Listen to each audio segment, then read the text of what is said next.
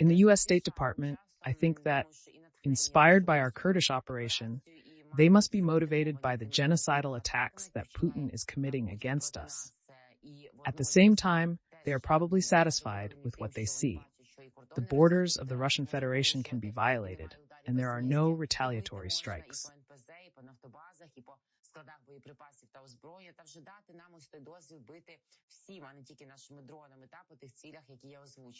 We continue to communicate with partners about granting Ukraine permission to launch strikes with Western weapons on Russian territory.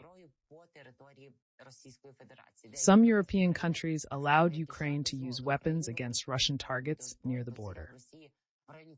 Spokesman Miller said that Washington continues to negotiate with partners on the possibility of granting Ukraine permission to strike Russian territory with Western weapons.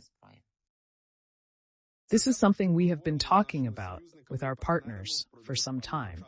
Some European countries have authorized Ukraine to use certain types of weapons against targets in Russia near the border. As for other countries, they should make their own decisions about what kind of permission they give to use any weapons they transfer to Ukraine.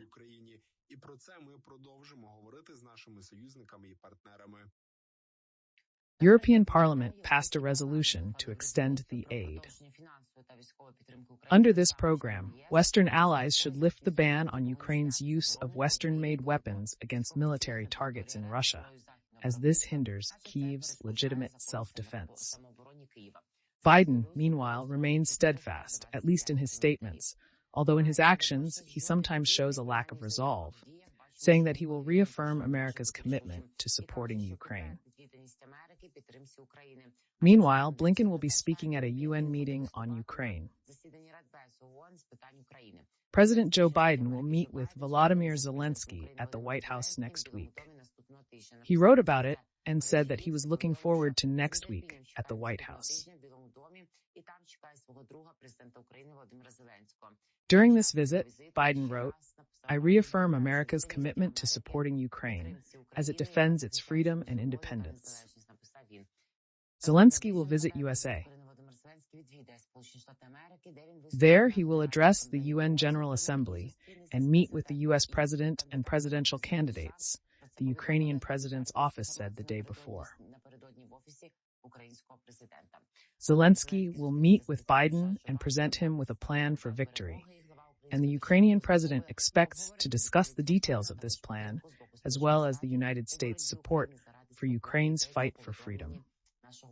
Zelenskyy is to meet with Vice President Kamala Harris. Reps of the U.S. Congress and the 45th President, Donald Trump, seeking to become the 47th, have noted in the president's office that Zelenskyy could be caught between two fires. The position needs to be communicated to everyone because it is necessary to work with both Dems and Reps. Congress will remain unchanged, and Dems and Reps will continue to cooperate.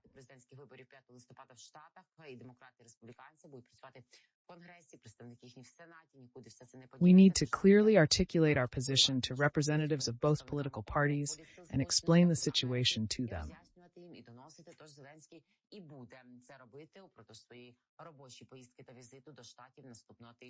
The Ukrainian guarantor said we would present a plan to U.S. President Joe Biden and both candidates. This plan will be 4+1.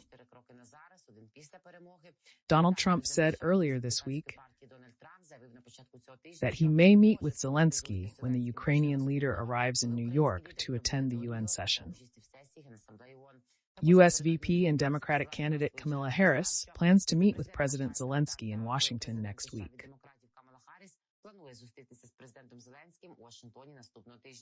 Zelenskyy said that Ukraine's victory plan is prepared. Blinken will join a meeting of the UN Security Council. Blinken will join a meeting with President Zelenskyy and Russian Foreign Minister Sergei Lavrov, spokesman Matthew Miller said.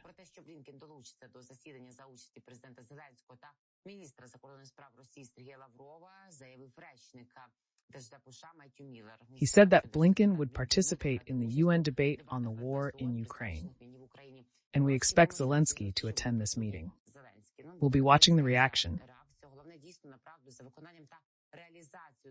A turning point for Biden, writes Politico, and notes that it is time for Biden to answer the question of whether the United States wants our victory. And not just stand with us until the end, or our end, or it's not clear which one. The journalist Politico Kaminsky wrote a huge article on whether America wants Ukraine to win, and he says that it doesn't seem so far. He argues that Biden's legacy will be determined by his decision on Ukraine's strikes on Russian territory. Ukrainian leadership is concerned about the U.S. elections and their impact. In the spring and summer of 2024, Ukraine managed to achieve successes, in particular in the field of technological advances in unmanned and robotic warfare, which offset the Russian advantage in manpower and weapons. However, the human cost to Ukraine is enormous, and Russia is intensifying its bombing campaign. Politico analysts remind that there are high hopes for Washington, as U.S. President Joe Biden will have to decide in the coming weeks whether to allow Ukraine to strike military targets deep inside Russia with Western weapons. This could be a turning point in Washington's war policy. We hope that this is essentially the last but important step from the Biden-led White House administration will be taken next week. It doesn't take that much effort. Politico journalist Matthew Kaminsky notes that Ukraine's request is justified.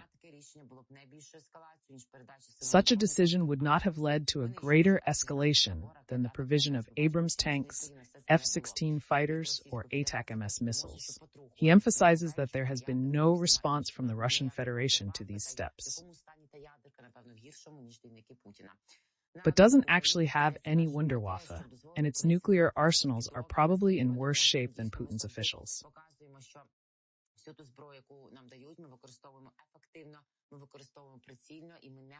Meanwhile, Russian dictator Putin has once again begun threatening the West with war in response to the possibility of authorizing Ukraine to strike, as he did when considering escalation requests from Kyiv.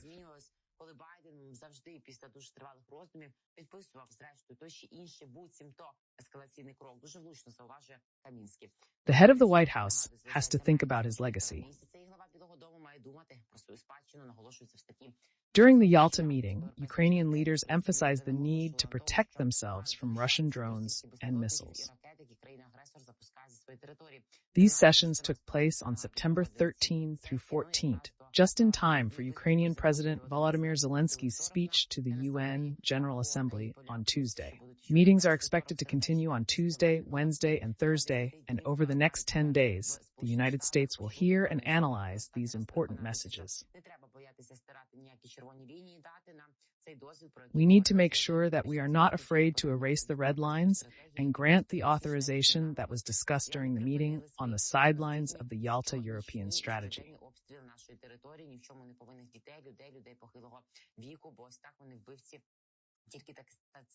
On September 11th, U.S. Secretary of State Anthony Blinken visited Ukraine, and we hope that he conveyed all the necessary messages for decision-making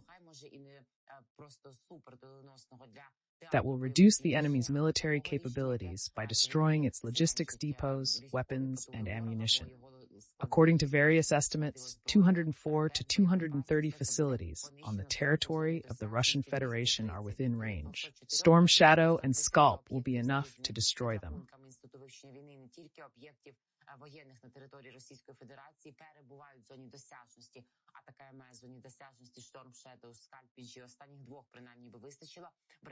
Britain and France have long been waiting for a waiver from the White House as the producers and initiators of these missiles.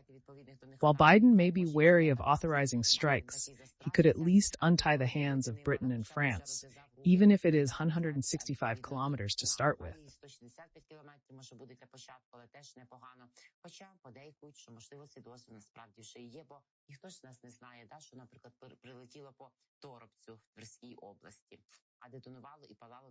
Rumor has it that such a permit may already be granted because no one knows what really happened with the strikes on Toropets in the Tver region. The Russians, who are always talking about Western weapons and their destruction, may have had remnants of Storm Shadow, but they don't want to admit it. Kaminsky also notes that Biden could have waited until Election Day to decide on strikes against Russia, keeping the topic out of American politics. However, he emphasizes that Putin has no reason to escalate or spread disinformation.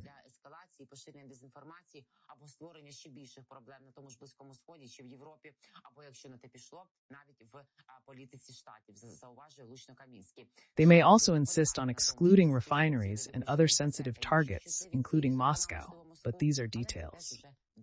From the very beginning of the full-scale war, the question of what a Ukrainian victory looks like and whether the United States wants it was avoided.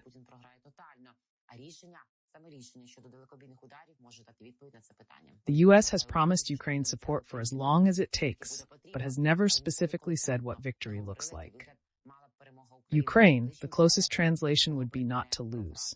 NATO allies have made it clear to Russia that they will help Ukraine, but not enough to upset Russia itself.